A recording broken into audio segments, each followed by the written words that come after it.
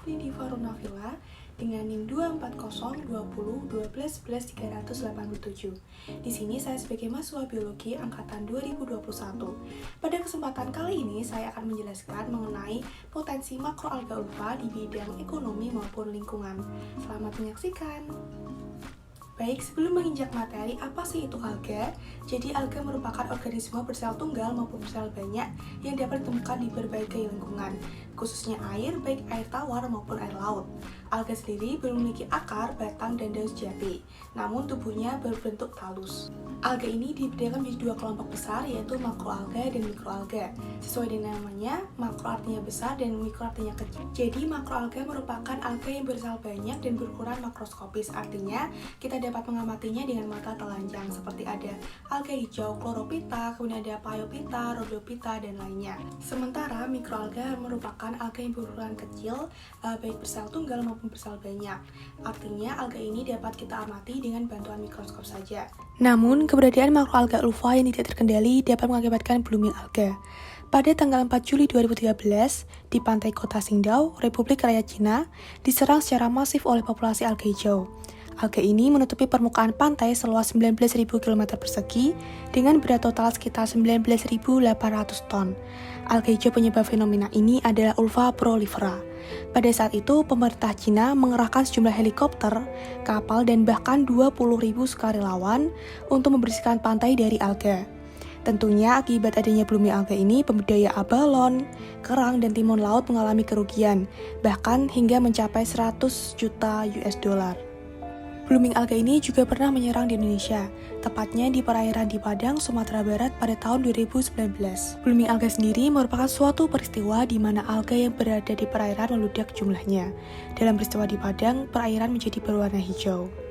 Untuk mengatasi masalah blooming alga ini, maka kita harus menggali potensi yang dimiliki oleh makroalga ulfa. Salah satunya adalah memanfaatkan ulfa fasciata sebagai antibakteri. Hal ini dapat dibuktikan oleh penelitian Ryong Skolina mengenai uji aktivitas antibakteri ekstrakasar lipid ulfa fasciata terhadap Bacillus cereus. Dalam jurnal penelitiannya disebutkan bahwa Ryong mengambil sampling ulfa fasciata dari Pantai Sayang, Haulang, Desa Mancagahar, Kecamatan Pamengbau, Kabupaten Garut, Jawa Barat. Hasil penelitiannya menunjukkan bahwa ulfa fasciata memiliki aktivitas antibakteri terhadap Bacillus cereus. Selanjutnya, makroalga ulfa, khususnya ulfa intestinalis, dapat digunakan sebagai sumber pangan. Menurut Farzana 2022, ulfa intestinalis dapat digunakan sebagai sumber pangan karena mengandung berbagai komponen penting, seperti karbohidrat, serat, serta protein. Ulfa intestinalis mengandung 5,16% karbohidrat, 1,1% serat, serta 3,32 protein dari berat bahan kering alga ini. Ulfa intestinalis juga mengandung kalium, magnesium, sodium, besi, hingga selenium. Selain itu, makroalga ulfa juga dapat dimanfaatkan sebagai pakan hewan. Dalam jurnal, menurut Simon et al. 2022, ulfa intestinalis dapat digunakan sebagai pakan sapi, kuda, dan unggas di Eropa dan Amerika. Biomasa ulfa dapat dianggap sebagai pakan pengganti yang baik untuk ternak karena mengandung lebih banyak protein kasar dan mineral dibandingkan hijauan tradisional.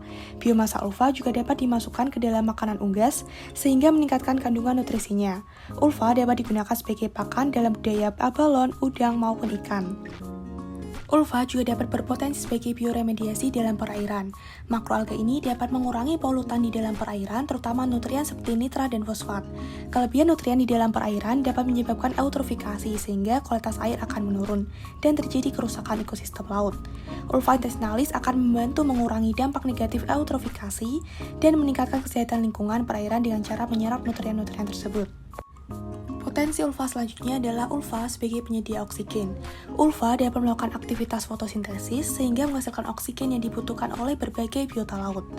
Kontribusi ini penting untuk menjaga keseimbangan oksigen dalam ekosistem laut yang mendukung kehidupan organisme lain di perairan. Ulfa tidak langsung menghasilkan oksigen, namun alga ini menyumbang oksigen terbesar dalam suatu perairan dan menyerap energi cahaya matahari melalui proses fotosintesis. Saat proses fotosintesis, alga ini mengubah karbon dioksida dan air menjadi glikol oleh proses fotosintesis, selanjutnya mengubah glikol menjadi gula dan oksigen. Ulva juga menyediakan habitat dan tempat perlindungan bagi berbagai organisme laut. Biota laut dapat menggunakan alga sebagai tempat persembunyian mereka mencari makan atau tempat berkembang biak, sehingga keberadaan ulva mendukung keanekaragaman hayati dan kestabilan ekosistem laut. Sekian materi mengenai potensi ulva sebagai makroalga penyelamat ekonomi dan lingkungan, dan sampai jumpa.